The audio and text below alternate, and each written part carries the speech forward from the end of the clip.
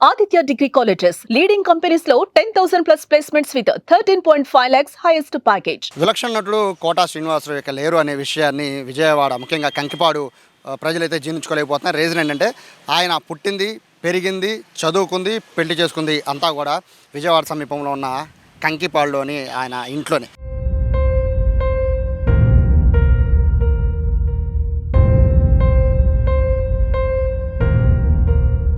ప్రస్తుతం ఆయన దగ్గర ఉన్నాను కంకిపాడులో.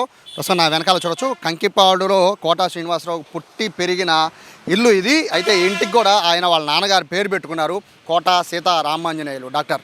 ఆయన పేరు పెట్టుకున్నారు. ఇక్కడ ఎవరిని అడిగినా కూడా, కంకిపాడులో ఎవరిని అడిగినా కూడా కోటా గురించి చాలా గొప్పగా చెప్తూ ఉంటారు. సో కోటా ఇల్లుని ఇప్పుడు చూద్దాం. బేసిక్గా ఇక్కడ ఇల్లు లేదు, ఎందుకంటే ఆయన పెళ్ళైన తర్వాత ఆయన ఇక్కడి నుంచి హైదరాబాద్ వెళ్ళిపోయారు. ఇక్కడున్న ఇంటిని, ఆయన పుట్టి పెరిగిన ఇంటిని, అలాగే అన్నదమ్ములు అందరూ కూడా ఇక్కడే పుట్టి పెరిగారు. ఆ ఇంటిని పడేసి మళ్ళీ ఒక పెద్ద ఇల్లు కడదామని ఆయన ఆలోచన చేశారు. కానీ ఆయన ఆలోచనలో మాత్రమే ఉండిపోయింది. ప్రస్తుతానికైతే ఇల్లు లేదు, కానీ లోపల కొంతమందిని అయిన వాళ్ళని, చిన్నప్పటి నుంచి అదే ఇంట్లో పుట్టి పెరిగిన వాళ్ళని ఈ ఇంటికి వాళ్ళు ఏంటంటే ఒక కేర్ టేకర్ల కింద చుట్టూ, అంటే ఈ స్థలానికి కానీ లేదా ఆయన ఉన్న ఒక పెద్ద రేకుల షెడ్ ఉంటుంది, మొత్తానికి కూడా ఇక్కడ కేర్ టేకర్లుగా కొంతమంది నియమించుకున్నారు. వాళ్ళే ప్రస్తుతం ఇక్కడ ఉంటున్నారు. వాళ్ళతోనే మాట్లాడదాం, అలాగే చుట్టుపక్కల ఉన్న ప్రజలతో కూడా మాట్లాడదాం. కోటా శ్రీనివాసరావుకి కంకిపాడుతో ఉన్న అనుబంధం, కంకిపాడు ప్రజలకి కోటాతో ఉన్న అనుబంధం ఎలాంటిదో ఇప్పుడు తెలుసుకుందాం.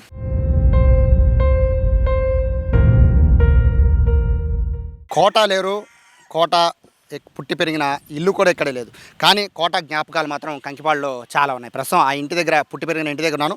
ప్రస్తుతం నా వెనకాల కనబడుతున్న ఖాళీ స్థలం అంతా కూడా కోటా శ్రీనివాసరావు, దాదాపు 70 సెంట్ల ఈ స్థలం అంతా కూడా కూతుళ్ళు కొడుకు పేరు మీద కోటా శ్రీనివాసరావు రాసేశారు. అయితే ఇక్కడ ఒక 2 ఫ్లోర్స్ బిల్డింగ్ ఉండేది. ఇప్పుడు మనము ఈ ఫ్రేమ్లో చూసినట్టు ఇక్కడ నుంచి, ఈ బిల్డింగ్ నుంచి మొదలు పెట్టుకొని దాదాపు ఈ గేట్ వరకు కూడా ఒక 2 ఫ్లోర్స్ బిల్డింగ్ ఉండేది. ఆ బిల్డింగ్లోనే కోటా శ్రీనివాసరావు పుట్టారు. ఆయన అలాగే ఆయన అన్నదమ్ములంతా కూడా ఇక్కడే పుట్టారు. కోటా శ్రీనివాసరావు చదువుకుంది, ఆడుకుంది మొత్తం కూడా ఇది కంకిపాడు రోడ్ల మీదే. అలాగే ఆయన చదువుకుంది, పెళ్ళయింది, అలాగే పెళ్లి తర్వాత ఉద్యోగం చేసింది కూడా ఇక్కడి ఇంటి నుంచే. అయితే ఆయన ఇంటిని పడగొట్టి రెనోవేట్ చేసి పెద్దిల్లు కడదామని ఆలోచన వచ్చిన తర్వాత ఆలోచన అనేది పూర్తిగా అది ఆచరణలోకి తీసుకురాలేదు. కానీ ఒక చిన్న రేకుల షెడ్ ఇక్కడ వేయించారు, అది కూడా కేర్ టేకర్స్. కోటా శ్రీనివాసరావు చిన్నప్పటి నుంచి, అంటే వీళ్ళు చిన్నగా ఉన్న దగ్గర నుంచి వీళ్ళు కోటా శ్రీనివాసరావు ఫ్యామిలీతోనే వాళ్ళు ఉన్నారు. వాళ్ళని దూరం చేసుకోకుండా కోటా గారు దగ్గరుండి వాళ్ళ సొంత ఇంట్లో మనుషులాగా వాళ్ళని ఇక్కడ పెట్టి కొన్ని ఏళ్లుగా వాళ్ళని ఇక్కడే ఉంటున్నారు. కేర్ టేకర్గా ఈ స్థలాన్ని, అలాగే ఇంటిని చాలా రెగ్యులర్గా కోటా శ్రీనివాసరావు కంకిపాడు వస్తే ఖచ్చితంగా ఇక్కడికి వచ్చి వీళ్ళని పలకరించి వెళ్తూ ఉంటారు. నమస్తే అమ్మ, నిజంగా చాలా బాధాకరం, అందరికీ ఇష్టమైన నటుడు ఆయన. మీకున్న అనుబంధం ఏంటి? కోటా శ్రీనివాసరావు గారు ఇక్కడ ఎలా ఉండేవారు? ఈయన 10 ఏళ్ళ పిల్లడప్పుడు ఇక్కడే ఉన్నాడండి. ఇక్కడ వచ్చేట వాళ్ళ పెద్దమ్మళ్ళు ఉండేవాళ్ళు. ఇక్కడ ఉండిపోయి ఆంజల్ డాక్టర్ గారు మీద అన్నీ అయిపోయింది. వాళ్ళ నాన్నగారు ఆంజల్ డాక్టర్ గారు అయితే ఈ 10 ఏళ్ళ పిల్లడు ఇప్పుడు వచ్చాడు, పెద్దడు అయ్యాడు. ఆయన శ్రీనివాసరావు గారు ఈయన ఆడుకునేవాళ్ళు, చేసుకునేవాళ్ళు. పెళ్ళిళ్ళు కూడా అందరు ఇక్కడే అయిపోయింది. అదంతా ఇల్లు అనమాట. అది అంతా ఉండంగానే వాళ్ళ డాక్టర్ గారు ఉండంగానే పెళ్ళిళ్ళు అయిపోయినాయి. అందరు పెళ్ళిళ్ళు అయిపోయినాయి. ఆడపిల్లలు ఏంటి అందరిని పెద్దవాళ్ళు అయిపోయారు, అన్నీ అయిపోయినాయి బాబు. డాక్టర్ గారు ఇది అయిపోయాడు. డాక్టర్ గారు వల్ల మేము ఉన్నాం. ఆ బాబు ఆయన వెళ్ళిపోయినాక మమ్మల్ని మటుకు వదిలిపెట్టలేదండి. మేమంటే ఎంత ఇష్టమో అసలు.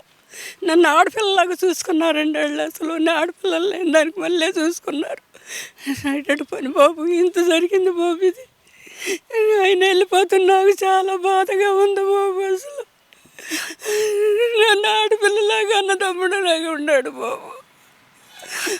నాకు ఇంటికి వెళ్ళబుద్ధి కట్టలేదు బాబు. అసలు ఏం చేస్తారు ఏంటో మరి. ఇదంతానేమో కొడుకు రాసేసాడు, మనవడికి. ఇవన్నీనేమో కూతుళ్ళకి రాసేసాడు. చెప్పాడు నాకు ఇట్లా రాసేసాను పుష్పవతి, అడిగి ఎవరికి ఇబ్బంది పడకుండా నేను ఉండాలో అని రాశానని చెప్పాడు. వచ్చాడు మొన్న ఒక రోజు 4 నెలలాడు, 2 నెలలాడు, 3 నెలలాడు వచ్చాడు బాబు. వచ్చాడు, కూర్చున్నాడు. పుష్పవతి ఇప్పుడు మాకు ఏం బాగలేదు అన్నాడు. వాళ్ళ భార్యకి ఏం బాగుంటలేదు, మంచాన ఉందంట. ఏం బాగుంటలేదు పుష్పవతి అని బాబు కళ్ళు నీళ్ళు పెట్టుకున్నాడండి. బాబు ఏం వదలేదు బాబు గారు అంటే, ఏమవుద్దో ఏంటో అన్నాడు. అది మొత్తమే మాకు ఇది అంతే, మళ్ళీ రాలేదు. ఇక ఫోన్ ఏమన్నా చేస్తారమ్మా? మీకేమన్నా ఫోన్ ఏమైనా చేస్తుంటారా? మాస్టర్కి చెప్తారు, మాస్టర్ మాకు చెబుతాడు అప్పుడప్పుడు. ఆయన ఇప్పుడు హైదరాబాద్లో, ఆయన కూడా ఎందుకు కూతురు కోసం వెళ్ళి హైదరాబాద్లోనే ఉంటాడు. ఆ ఇల్లు ఇచ్చాడు, ఆయన కట్టి ఉంటే ఆయన ఉండన్నాలే, మనకు సొంతమేం కాదు, మనకొద్దు. ఇంతవరకు ఉండమంటే బాబు వాళ్ళు అయింది కదా. ఆయన సెలవే, నా బిడ్డల సెలవు. నా ముగ్గురు కొడుకులు పెళ్ళిళ్ళు అయినాయి. మనవాళ్ళు మనవరాళ్ళు అందరూ పెళ్ళిళ్ళు అయిపోయినాయి. కోటా గారి దయ వల్లే. వీళ్ళు అంతా ఈ దుడ్డునే జరిగిపోయింది. సో పెద్ద ఆయన ఉన్నారు, ఈయన 10 ఏళ్ల దగ్గర నుంచి కోట గారితో పాటు కలిసి స్నేహంగా ఉండేవారు. మిమ్మల్ని చిన్నప్పటి నుంచి కలిసి ఉన్నా కూడా మిమ్మల్ని వదులుకోకుండా ఇంత పెద్ద స్థలానికి కంకిపాడి సెంటర్లో, సో ఇక్కడ మిమ్మల్ని ఇక్కడే ఉంచి ఒక షెల్టర్ నుంచి మీ పిల్లల పెళ్ళిళ్ళు, మనవల పెళ్ళిళ్ళు అన్నీ కూడా చేశారు కదా. సో ఎలా ఉండే చిన్నప్పటి నుంచి కోట గారు ఎలా ఉండేవారు? అయ్యా, మేము కులానికి మంగళమైన వారు బ్రాహ్మణులైనా ఒక అన్నదమ్ములాగా ఇంట్లో అన్నదమ్ములు ఎలా ఉంటారో అలా ఉండేవాళ్ళు, తిరుగుతూ ఉండేవాళ్ళు. అంతేగాని నువ్వు దూరం ఉండాలని సమస్య లేదు. నాన్నగారి కానించి వాళ్ళ ఆడపడుచులేంటి శ్రీనివాస గారు, వారి అన్నగారు, వారి తమ్ముడు గారు అందరూ కూడా అంత ప్రేమగా చూసేవాళ్ళు నన్ను. నేను 10 సంవత్సరాలు కురవడప్పుడు వచ్చాను ఈ దొడ్డేకి. తర్వాత మా అమ్మ చచ్చిపోయారు. చచ్చిపోయిన తర్వాత ఇక తాతగారే పని చేస్తా ఇక్కడే ఉండిపోయాం. ఆ తర్వాత ఈయన చదువుకుంటూ ఉండేవాడు అప్పుడు శ్రీనివాసరావు. నేను కొద్ది గొప్ప బళ్ళకి వెళ్ళాను 2-3 ఏళ్ళ వరకు ఆయన మటే ఇక్కడే స్కూలు ఇది. ఆ తర్వాత ఈ పని మూలాన ఇది మాకు కుదరలేదు. ఆయన మెల్లిగా చదువుకొని బ్యాంకు ఉద్యోగానికి వచ్చాడు. డాక్టర్ గారే ఇక్కడ బ్యాంక్ ఉండగా ఉద్యోగం వచ్చింది కంకిపట్నం. ఆ బ్యాంక్ అయిన తర్వాత హైదరాబాద్ మారారు. హైదరాబాద్ మారిన తర్వాత ఈ బ్యాంక్ ఉద్యోగం చేత ఈ సినిమా నిర్మాతలు ఎట్లా అయ్యారో మరి ఆయనకి తెలీదు. పెట్టుబడి కోసం వచ్చారేమో కానీ మెల్లిగా అది పెట్టాడు ఛాన్సు. అప్పుడు కొద్ది చిన్న పాత్రలు వచ్చేవి. ఏది గుమస్తాగానో టీలు అందిస్తాం, కాపీలు అందిస్తాం అటువంటివి. తర్వాత అండి పతికట్టను తీశారు. పతికట్టను విశాఖపట్నంలో షూటింగ్ జరుగుతుంది. అప్పుడు చచ్చిపోయాడు వాళ్ళ నాన్నగారు ఇక్కడ. ఏమన్నా కబురు చేసాం, వచ్చాడు. వచ్చిన తర్వాత బ్రాహ్మణులు కదా నిత్యకర్మ చేయాలి కదండి. అప్పుడే మరి సౌరకర్మ చేయాల్సి వచ్చింది. అక్కడే ఎదురుగానే ఆ సౌరకర్మ చేసి నేనే చేసిన తర్వాత మళ్ళీ అక్కడి నుంచి డైరెక్టర్ కృష్ణ గారు ఫోన్ చేశారు. షూటింగ్ రమ్మని మరి ఎమ్మటే వెళ్ళిపోయి ఇక మేకప్ లేకుండా ఈ సౌర దాంతోనే బోడుగుండుతోనే గుడిసెల కాసాయని పేరు పెట్టి వదిలేశారు. ఇక అప్పటి వరకు ఇప్పటి వరకు శ్రీనివాసరావు గారికి తిరుగులేదండి. అటువంటి మహానుభావుడు. స్నేహానికైనా భోజనానికైనా నన్నైనా మా పిల్లలు మనవరాలు తన సొంత పిల్లలుగా చూసేవాళ్ళు, అంత అభిమానంగా ఉండేవాళ్ళు. ఆ తర్వాత మనం కూడా ఏమన్నా పెద్ద వయసు అయిపోయింది, మేము మీ భార్య భర్తలు చచ్చిపోయే వరకు మీరు ఇక్కడే ఉన్నారా? చచ్చిపోయిన తర్వాత వెళ్తామే మీరు బయటికి వెళ్తానికి వెళ్ళేదండి. ఆ తర్వాత ఆ విషయం వాళ్ళ అల్లు కూతుర్లు కూడా చెప్పారు అనుకుంటండి.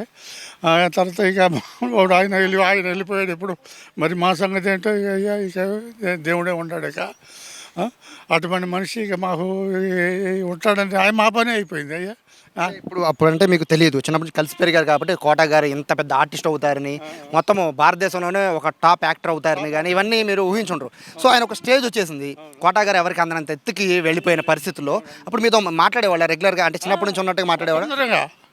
వచ్చి దగ్గరికి వచ్చి ఎరా చంద్రాడు బాగున్నావా అన్నాడు.